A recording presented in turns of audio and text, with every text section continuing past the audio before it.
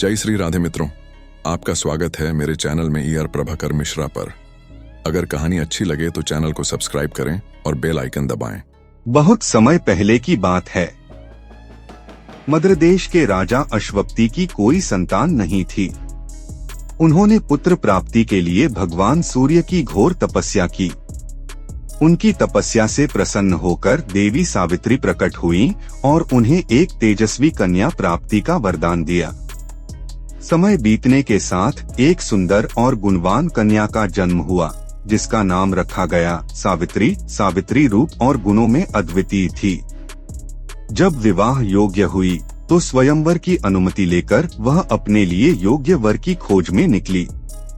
घने जंगल में उन्होंने एक तेजस्वी युवक को देखा जो अपने अंधे पिता द्युमत्सेन की सेवा कर रहा था। युवक का नाम सत्यवान था। वह राजकुमार था, परंतु पिता के राज्यच्युत हो जाने के कारण वन में कष्टमय जीवन बिता रहा था। सावित्री को सत्यवान के रूप, गुण और सेवा भाव ने आकर्षित किया और उन्होंने उसे अपने पति के रूप में स्वीकार कर लिया। जब सावित्री ने अपने पिता को अपने निर्णय के बारे में बताया तो नारद मुनि वहां उपस्थित थे। उन्होंने चेतावनी दी, राजन, सत्यवान अत्यंत धर्मपरायण और सद्गुणी तो है, परंतु दुर्भाग्यवश उसकी आयु अल्प है। वह केवल 1 वर्ष तक ही जीवित रहेगा। यह सुनकर राजा अश्वपति अत्यंत व्याकुल हुए और सावित्री को इस विवाह से रोकने का प्रयास किया, परंतु सावित्री अडिग रही। उन्होंने कहा, एक बार मैंने जिसे अपना पति मान लिया उसे छोड़ना धर्म के विरुद्ध होगा। मैं उसी से विवाह करूंगी। अंततः विवाह संपन्न हुआ और सावित्री सत्यवान के साथ वन में रहने लगी।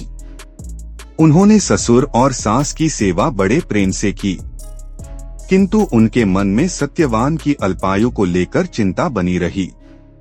जब सत्यवान की मृत्यु का दिन निकट आया तो सावित्री ने घोर तपस्या शुरू कर दी।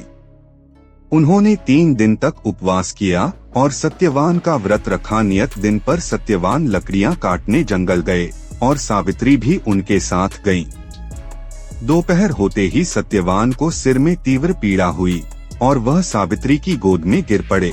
तभी यमराज वहां आए और सत्यवान के प्राण ले जाने लगे। सावित्री भी उनके पीछे पीछे चलने लगी। यमराज ने सावित्री से कहा, हे देवी, तुम पत्नी धर्म निभा रही हो, परंतु पति के साथ आना संभव नहीं।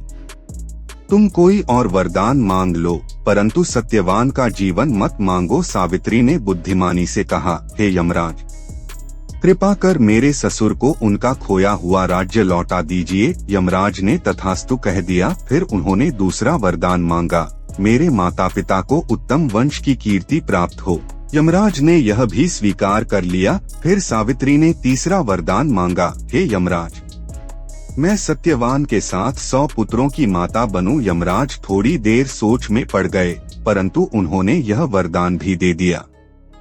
परंतु तभी सावित्री ने कहा, हे यमराज, यदि आप सत्यवान को जीवन नहीं देंगे तो मैं यह वरदान कैसे प्राप्त कर सकती हूँ। यमराज को अपनी भूल का एहसास हुआ और उन्होंने सत्यवान को पुनः जीवन दान दे दिया। सत्यवान जीवित हो उठे और दोनों खुशी खुशी अपने आश्रम लौट आए। इस प्रकार सावित्री की निष्ठा, भक्ति और चतुराई ने उनके पति को मृत्यु के मुख से वापस ला दिया। तभी से यह कथा पतिव्रत धर्म और नारी शक्ति का प्रतीक मानी जाती है।